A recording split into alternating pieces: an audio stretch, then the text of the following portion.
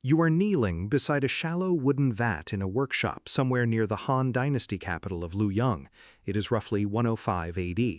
In front of you is a thick gray slurry, mulberry bark stripped and beaten to fibers, old fishing nets pulled apart, scraps of hemp cloth, rag ends nobody wanted anymore, all of it pounded into pulp and mixed with water until it looks like nothing, like waste.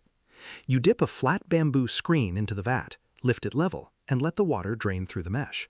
What's left behind is a thin, even film of fiber clinging to the screen. You peel it off. You let it dry in the sun. And what you're left with is thinner than silk, cheaper than bamboo, and lighter than anything anyone has ever written on before. You don't know it yet, but you are holding the single most important information technology in human history before the internet. And here's the strange part of this story. The man usually credited with this moment, a palace eunuch named Cai Lun, did not invent what you're holding. He improved it. Paper had existed in China for at least 2 centuries before he was even born. What Cai Lun actually did, and why it mattered enough that Chinese court records from the 5th century remembered his name specifically, is a much better story than one guy invented paper. And it's only half of what we're covering today, because there's a second mystery buried inside this one. If paper is this good, this cheap, this obviously superior to everything that came before it, why did it take roughly 1,000 years to reach Europe? 1,000 years. That's the real question. Let's go. Before paper, information was heavy, literally. In China before the Han Dynasty, the primary writing surface was bamboo, split into narrow strips, inscribed with a brush, and bound together with cord into rolls. A single substantial text could require hundreds of strips and weigh enough that moving your library meant moving actual cartloads. There's a famous, probably exaggerated, account of the philosopher-emperor Qin Shi Huang reading through a stack of bamboo documents so heavy it had to be delivered by cart, working through 120 pounds of official reports every single day. Whether the number is precise or not, the underlying problem is real. Bamboo worked. Bamboo was also a logistics nightmare. The alternative was silk. Silk was light, smooth, easy to write on, and it took ink beautifully. It was also silk. It cost as much as, well, silk, because it was the same material used for clothing an empire's elite. You could write a philosophical treatise on silk. You could not afford to write your grocery list on it, and neither could most of the government. So China had 2 writing materials, and neither one worked for ordinary, everyday, high-volume information. One was too heavy, one was too expensive. And meanwhile, over in Egypt, they'd solved a version of this problem 2,500 years earlier, with papyrus, sliced and pressed reeds from the Nile Delta, cheaper than silk, but still geographically limited to wherever papyrus reeds actually grew, and it degraded badly outside Egypt's dry climate. Every ancient civilization was running the same math. Writing material needed to be cheap, light, durable, and available in bulk, and nothing on Earth had managed to hit all 4 at once. This is where the bureaucracy comes in, because paper's invention is fundamentally a bureaucracy story. The Han Dynasty ran one of the most extensive administrative systems in the ancient world. Tax records, census data, military logistics, court correspondence, all of it needing to move across an empire that stretched thousands of kilometers. That system was drowning under bamboo and starving for silk. And somewhere in workshops attached to this administrative machine, someone, we don't know exactly who, and it almost certainly wasn't a single person, noticed something. Rag pulp, beaten fine enough and drained through a screen, dried into a thin, flat, writable sheet. Archaeological evidence backs this up directly. In 1957, excavations near Xi'an uncovered fragments of paper in a tomb dated to the 2nd century BC, at least 200 years before Cai Lun's court report. More paper fragments turned up at Han-era sites at Fangmatan and Dunhuang, some showing traces of map-like markings. The physical evidence is unambiguous. Paper existed well before the man history credits with inventing it. So what did Cai Lun actually do? In 105 AD, Cai Lun, an official serving in the imperial court, presented an improved papermaking process to Emperor He of Han. His version used a wider range of raw materials: tree bark, specifically mulberry, hemp waste, old rags, and fishing nets, processed into a more consistent, higher-quality pulp than earlier rough versions. Critically, he standardized it and got imperial backing behind it. This is the part that actually matters. Cai Lun didn't invent papermaking. He turned an inconsistent workshop technique into a documented, reproducible, government-endorsed process, and that's precisely why the Book of Later Han, compiled in the 5th century, recorded his name and his methods specifically enough that it survived as the origin story. Refinement plus institutional backing is what gets remembered as invention. That pattern shows up constantly in the history of technology, and paper is one of the clearest examples of it. And once it had that backing, paper spread fast, inside China. Within a couple of centuries, it had largely displaced bamboo and silk as the everyday writing surface across the empire.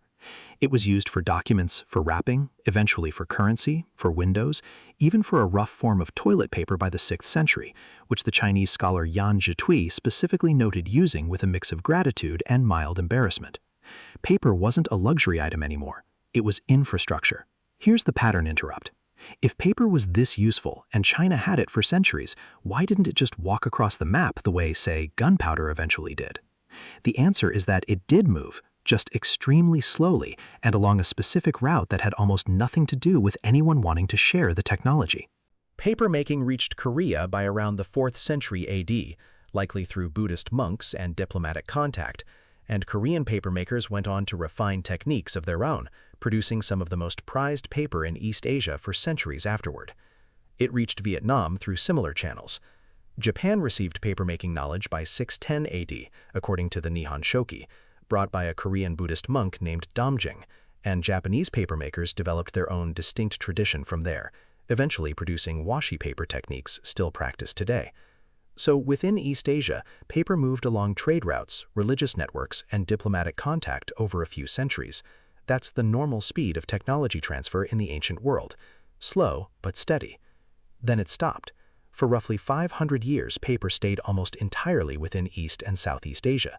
China had no particular incentive to export a technology that gave its administration a real advantage, and there was no direct trade or military corridor connecting Chinese papermaking centers to the Islamic world or to Europe.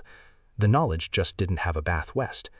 And then, in 751 AD, a battle happened that had nothing to do with paper and changed its entire trajectory anyway. The Battle of Talas took place near the Talas River, in what is now Kyrgyzstan, between the Abbasid Caliphate and Tang Dynasty China, fighting over control of Central Asian trade routes. The Tang forces lost. Thousands of Chinese soldiers and, according to several historical accounts, skilled craftsmen were taken prisoner by the Abbasids. Among them, by tradition, were papermakers. The historian Al-Tha'alibi, writing roughly 2.5 centuries later, recorded that Chinese prisoners taken at Talas were the source of papermaking knowledge that subsequently spread through the Islamic world. And while modern historians debate the precise details of that transmission, the timing lines up too well to be coincidence. Within decades of the battle, a paper mill was operating in Samarkand. By 794 AD, Baghdad had one too, commissioned under the Abbasid vizier Ja'far ibn Yahya. A battle fought over trade routes in Central Asia accidentally exported the single most important information technology in the ancient world. And the Islamic world did something China itself hadn't fully done. It turned paper production into an industrial and intellectual engine. Paper mills spread across Baghdad, Damascus, Cairo, and eventually into Islamic Spain.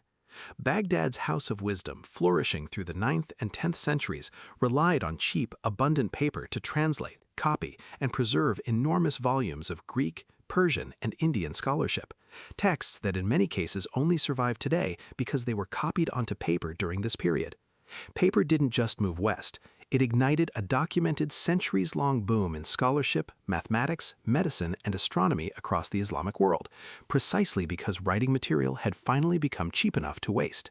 From the Islamic world, paper crossed into Europe agonizingly slowly, and largely through one place, Islamic Spain. The city of Hativa in the region of Valencia had a documented paper mill by around 1056 AD, making it one of the earliest in Western Europe, under Islamic rule at the time. From there, paper production spread gradually into Christian Spain and Italy over the following centuries.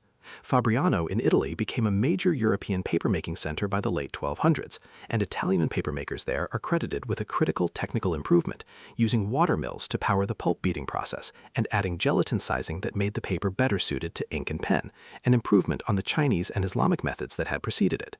So do the math on the actual timeline. Paper existed in China by at least 200 BC. It reaches the Islamic world in force after 751 AD, roughly 900 years later. It reaches Western Europe in a meaningful industrial way by the 1200s, call it 1300 years after its earliest Chinese origins, and roughly 500 years after it reached Baghdad. That's not one delay, that's two stacked on top of each other. Centuries of containment inside East Asia, then centuries more moving from the Islamic world into a Europe that was frankly still mostly writing on animal skin. Because that's what Europe was using instead. Parchment, made from treated animal hide, was the dominant writing material across medieval Europe for most of this period, and it was brutally expensive. A single large manuscript, like a full Bible, could require the hides of an entire herd, sometimes estimated at 200 or more animals. That cost is a huge part of why literacy and book ownership stayed so concentrated among the clergy and the nobility for so long. Europe had a bamboo and silk problem of its own, just with cows and sheep instead. And here's where the story turns over, because paper alone didn't change the world. Paper plus one specific invention did. In 1440, Johannes Gutenberg developed a printing press using movable metal type in Mainz, Germany. A printing press is a genuinely useless machine without a cheap, abundant, ink-friendly material to print on, and parchment simply couldn't scale to that. Paper could. By the time Gutenberg was working, European paper mills, descended from that Zettiva and Fabriano lineage, were finally producing at a volume that made mass printing economically viable. The Gutenberg Bible, completed around 1455, was printed primarily on paper, with only a small number of copies on parchment for wealthy buyers who still wanted the prestige material. Paper had been sitting in the wings for 13 centuries, waiting for the one invention that would finally let it change everything at scale. What followed is the fastest information explosion the world had seen up to that point. Within 50 years of Gutenberg, printing presses were operating in over 200 European cities. Millions of books were in circulation by 1500, more than had been produced by hand copyists in the entire previous millennium. Literacy rates climbed. Scientific ideas spread faster than any single scholar could carry them by horse. The Reformation arguably doesn't happen the way it did without cheap printed pamphlets circulating across Europe within weeks. None of it works without paper.